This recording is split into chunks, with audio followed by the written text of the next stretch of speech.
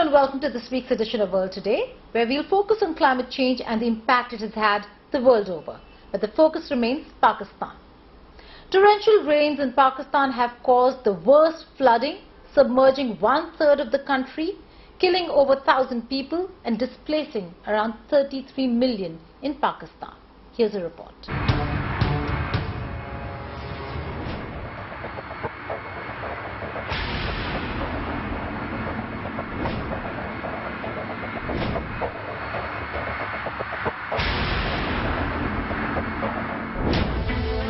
A massive luxury resort collapses and is swept away in flash floods in the upper D region in Pakistan's Khyber Pakhtunkhwa province.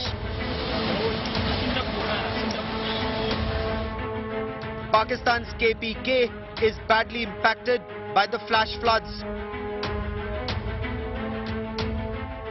and the torrential rains that have swept across the country.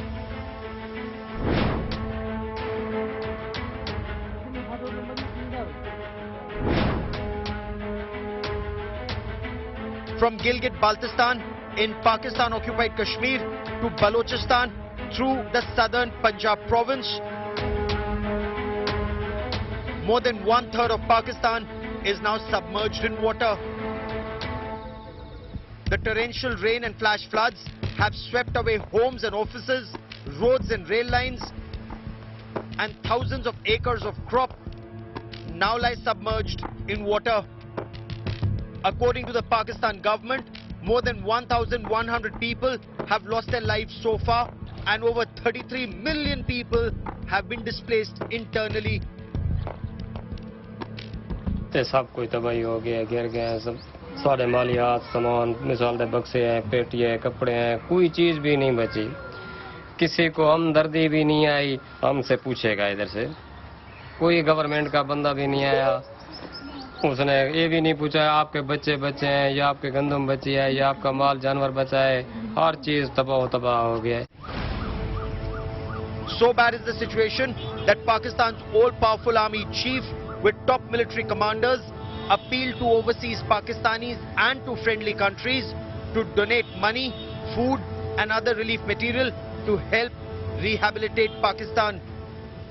Friendly countries will also come forward to help Pakistan in this hour of need.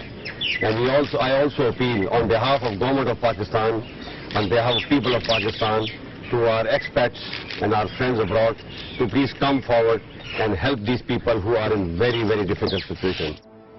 Pakistan's armed forces helicopters are working virtually from dawn to dusk to rescue people and provide relief to those impacted by the floods.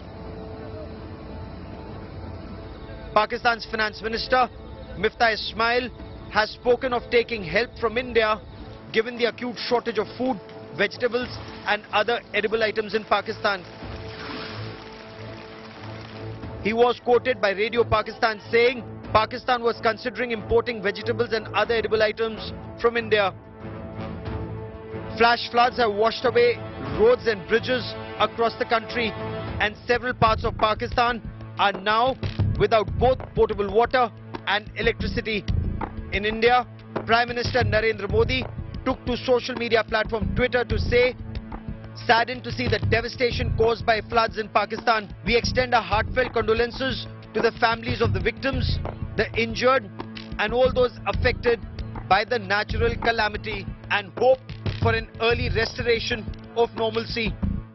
Pakistan's political leadership, including Imran Khan, may be engaged in a bitter battle for political supremacy, but the forces in Pakistan are reaching out both domestically and internationally seeking help as 1/3 of the country is now underwater. Bureau Report, India Today.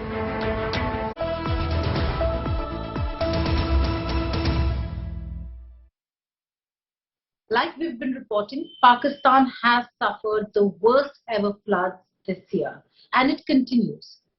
Joining me to discuss how Pakistan is really working on and ensuring that they can bring as many people to safety as possible, I'm being joined by the Finance Minister of the Punjab here with India Today, Mohammad Mohsin Legari. Mr. Legari, many thanks for joining us here on India Today. I believe you are actually in one of the constituencies that is the worst affected in South Punjab. If you could begin by telling us exactly what the situation is on the ground, not just in the Punjab, but also across Pakistan, and how is Pakistan really managing or trying to deal with this devastation that we see? Geeta, this year we've had very exceptionally high rainfall. In some areas, it is up to 500% more than the 30-year average rains that we've had. So it started off with in central Punjab and in southern Punjab and Balochistan and Sindh, and it started off with hill torrents coming down the Koh Suleiman range and ravishing everything that was in the path. And then now lately, it's this rainfall up in the northern areas in Kalam and Sawat, that area, which too have added to this flooding. Then River Kabul coming in from Afghanistan has also brought in a lot of water, up to 300,000 cusecs, and I think it touched a peak of about 450,000 cusecs. So all this water is coming down the Indus, and Indus is also flooded now. And right now we're experiencing very high floods in Taunsa, which is about the middle of the, if you look at the geography of Pakistan, and if you look at the Indus River, that area is about the middle of Pakistan. This will then further move down into Sindh, and I'm afraid it will bring in more misery for the people of Sindh down there. If you look at right. Sure. So, just wanted to know, the devastation that we are witnessing is unprecedented. But in terms of the action, what has been done so far by the administration in your province as also pan-Pakistan? And has emergency been declared by you in the Punjab? Geeta, right now we are in the rescue phase. Right now we are rescuing people who have been marooned with water all along, roads washed away, bridges washed away, everything is, means of communications are gone. So right now people are being rescued, and then preliminary relief being given, meaning dry rations, or giving them cooked food, giving them tents to have something over their head, because in our part of the world, either it's a very harsh summer sun, or it's raining. So it's either the whole families out there, there's old people, there are children, they're either under the rain or under harsh sunlight. So we're trying to give them as many tents as we can, and we are providing them with rations. Next would be coming the phase of where the rehabilitation would start. That would need an estimate and a surveys of what has been washed away, how many houses have been washed away, where roads have been washed away. I have been in my constituency, which is badly hit for the last, I think, about 20 days now, and it's heart-wrenching to see people suffering. Right. In terms of emergency, has emergency been declared yet? Emergency has been declared. We have empowered in Punjab. We've also declared, and we've declared the areas calamity hit. That is one thing. But in the Punjab, we've also declared a financial emergency. Minister Mohammad Mohsin Lagari, many thanks for joining us here on India Today and sharing your perspective with us. Only hoping that Pakistan sees better days in terms of coming out of this devastation sooner, and that the people who have suffered at the hands of this natural calamity have a better life in the coming days. Thank you so much, sir, for joining us here. Thank you very much, Geeta. Thank you. Villages after villages have been destroyed, submerged, and people waiting to be rescued. Rescue operations and efforts are underway in various parts of Pakistan. Here's a look.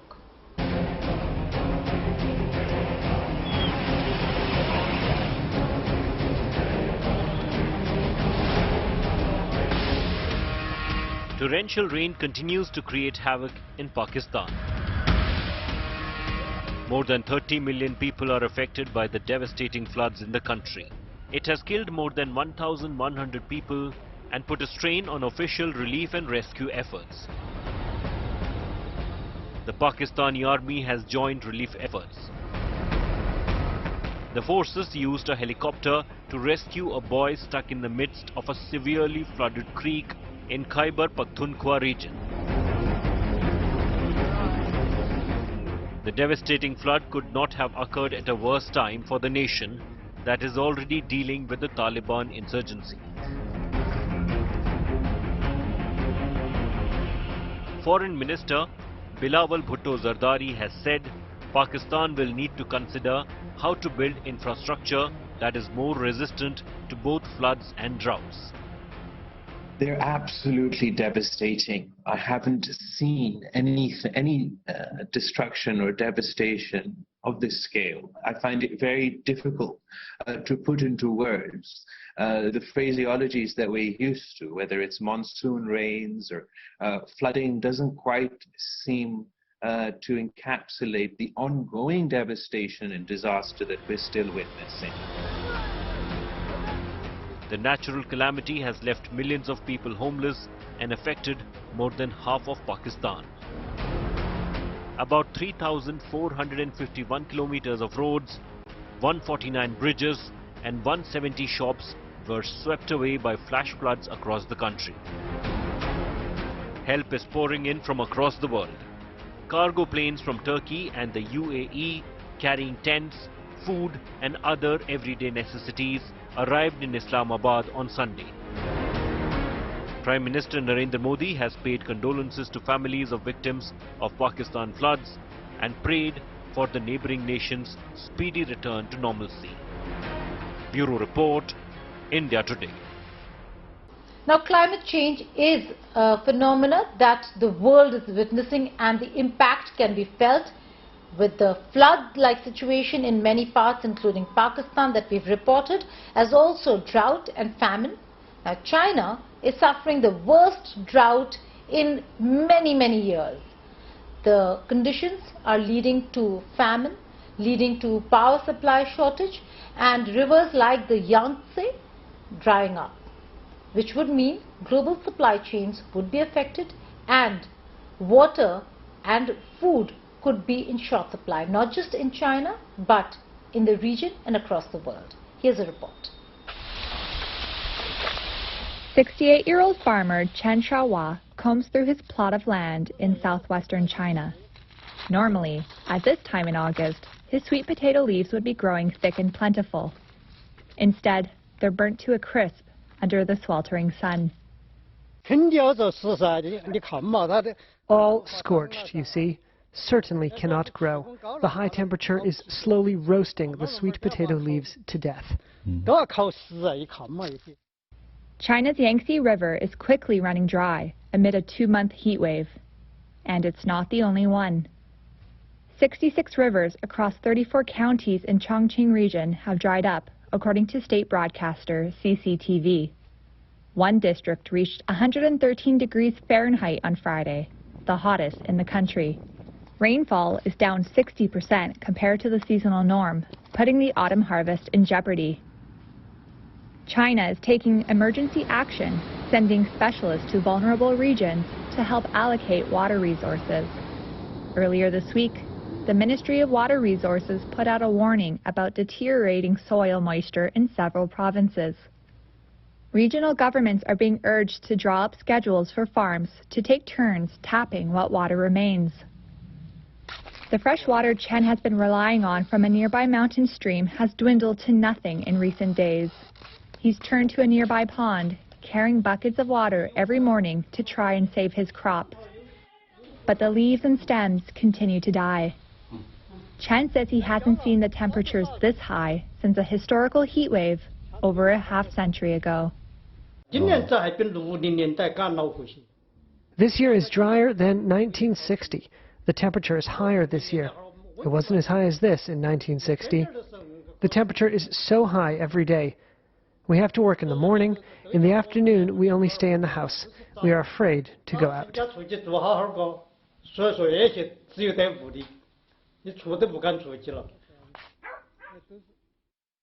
And here are some other stories from across the world in World at a Glance. Take a look.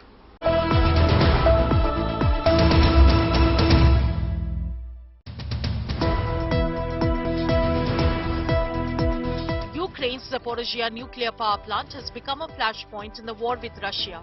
a team of international watchdogs toured Europe's biggest nuclear power plant to try to prevent a catastrophe from occurring. Rafael Grossi, the head of the International Atomic Energy Agency, said there had been increased military activity ahead of the inspection. He also hoped the IAEA will be able to establish a continued presence at the plant to safeguard it against an accident. The chairman of Russia's Lukoil oil giant, Ravil Maganov, died after falling from a hospital window in Moscow. Maganov, who was 67 years old, was being treated at the city's Central Clinical Hospital and is yet another top honcho dying under mysterious circumstances after the Ukraine war started. Lukoil had called for the Russia-Ukraine war to end. A UN human rights report has indicted China for what it calls serious human rights violation against Uyghur Muslims in Xinjiang. The 45-page report says China could amount to crimes against humanity. The UN report reaffirms the view of China's extrajudiciary actions against its minority communities. Mikhail Gorbachev, the last Soviet leader credited with ending the Cold War and ushering in the collapse of communism, died at the age of 91. Gorbachev's rule is also marked by the freeing of Eastern European nations from Russian domination and the end of decade of East-West nuclear confrontation.